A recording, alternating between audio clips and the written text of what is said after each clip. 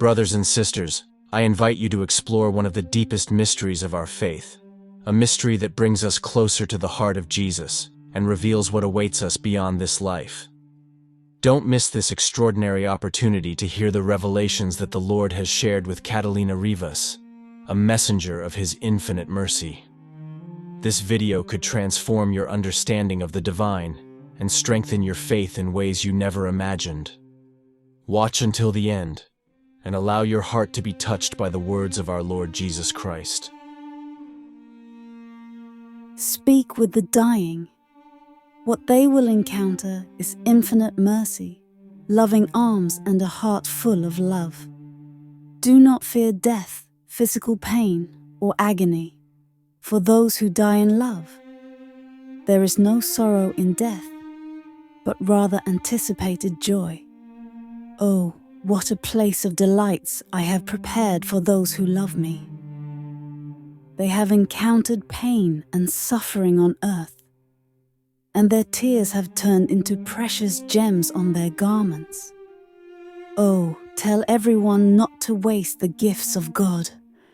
You know what the kingdom of heaven is and what you lose by losing it. This present hour seems to be the hour of Satan. The good are perplexed and distressed, and they rightly ask, "How will we all end?" But I have conquered the world. O men of little faith, why do you fear? Was it not necessary for me to suffer first and then enter into glory? In the same way, it is necessary that this great purification now comes, to separate the bad weeds before a blinding light shines upon the church and the new world. A light that will make the new Jerusalem shine in all its splendor. This new kingdom will be a kingdom of peace, love, and harmony on earth, a prelude to the blessed life in heaven. The coming of my kingdom will be founded on charity. Then, men will no longer lose their way, but first the struggle, then the victory. Look at every personal, social, and world event with the eyes of faith, for everything is love. You have meditated on my word,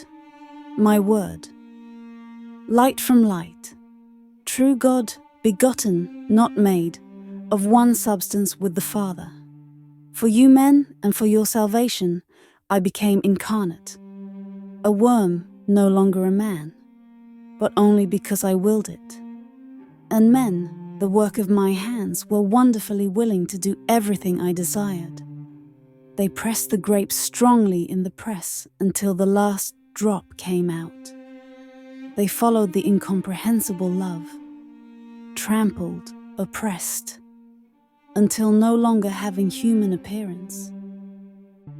Love of my sorrows, I want to talk to you about heaven.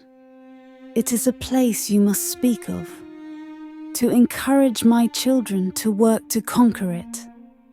I transfigured myself before my apostles, so they could see the beauty of my divine aspect in what radiated from it. Heaven, my children, is such a great good that I wanted to die on the cross to open its entrance for you. The goods of heaven, its joys and its sweetness can be conquered. But you would not understand it even if I explained it to you.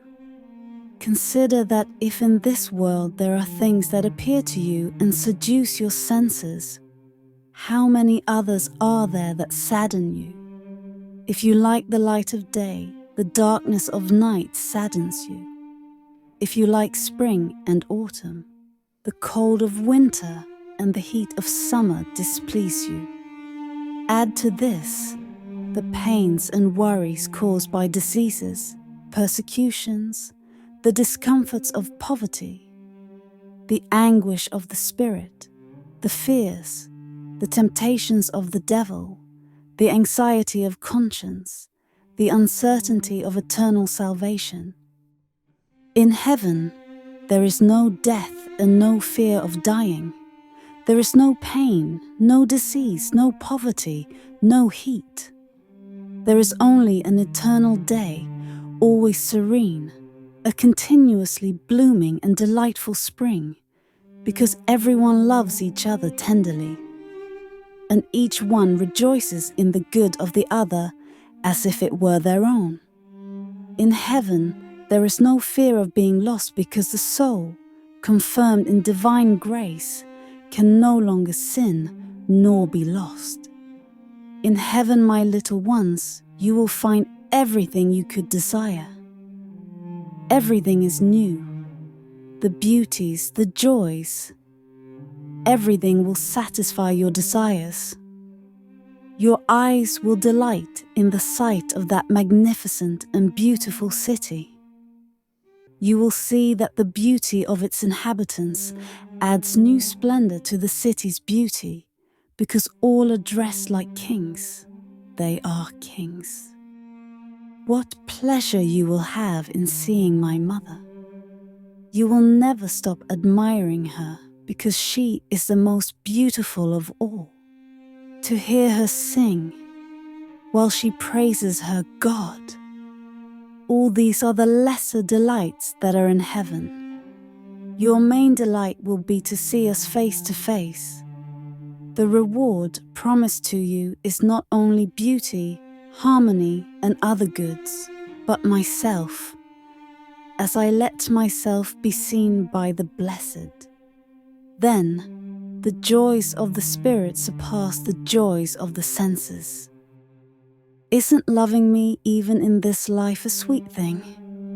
Can you imagine, then, what sweetness it will be to enjoy me? What sweetness does a soul in prayer experience when my Father reveals His goodness, His mercy, and above all the love I showed Him with my passion? What will happen then when this veil is lifted and you can see us face to face? You will contemplate all our beauty, our power, our perfections, and all the love we have for you. The greatest affliction of souls who love me is the fear of not loving me and not being loved by me. But in heaven, the soul is sure of loving me and is sure of being loved by me. It sees that I hold it close to me with an immense love that will never end. And this love then grows because the soul knows that I loved it greatly by offering myself as a sacrifice for it on the wood of the cross, then transforming myself into nourishment and food in the Eucharist. And then the soul will clearly see all the graces I granted it to preserve it from sin and attract it to my love. It will see that those tribulations and that poverty, those diseases and those persecutions, which it considered misfortunes, were nothing but love and means that I used to lead it to paradise. It will see all the loving inspirations and mercy that I poured out on it after being despised through its sins. It will see so many souls condemned to the abyss of hell, perhaps apparently less guilty than itself, and then it will rejoice in seeing itself saved and out of danger. My children, the pleasures of the world cannot satisfy your desires. At first, your senses become intoxicated with them, but little by little they become numb until they no longer give you any illusions. The goods of heaven, however, always satisfy and make the heart content. Although they fully satisfy, the goods of heaven always seem new and always delight. They are always desired and always obtained. And so the desire does not generate boredom, because it is always satisfied. Satisfaction does not generate disgust, because it always accompanies the desire. As a result, the soul always remains satisfied and always desiring those joys. Just as the damned are vessels full of hatred, The blessed are vessels full of mercy and joy, because they have nothing else to desire. Believe me, my little ones, the saints and martyrs say, they have done little to obtain heaven. What is all they suffered worth, compared to this sea of eternal joys in which they dwell for eternity? Take courage, my children, to bear with patience all that makes you suffer in this remaining span of time, because everything is little, and nothing can compare to the glory of heaven. When the pains of life afflict you, lift your eyes to heaven and console yourselves in the hope of paradise. It is there that my mother awaits you. It is there that I await you with the crown in hand, to crown you and make you kings of that kingdom that has no end. My little ones, ask for the grace of perseverance in conversion. Whoever entrusts themselves to my mother will obtain this grace. Meditate on my passion and ask that my angel comforts and strengthens you.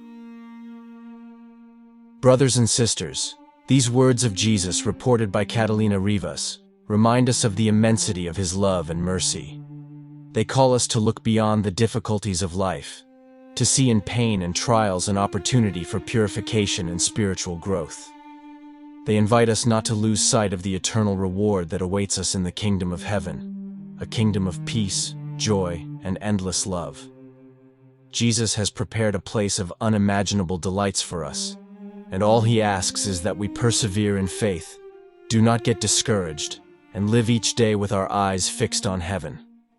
May these revelations encourage us to follow the path of holiness, knowing that every suffering we endure will be rewarded with eternal joy. Dear brothers and sisters, now, write in the comments what you think, and if this video was helpful to you, and if you haven't already, don't forget to subscribe to the channel so you don't miss new videos and become part of the faith community. May God bless us all.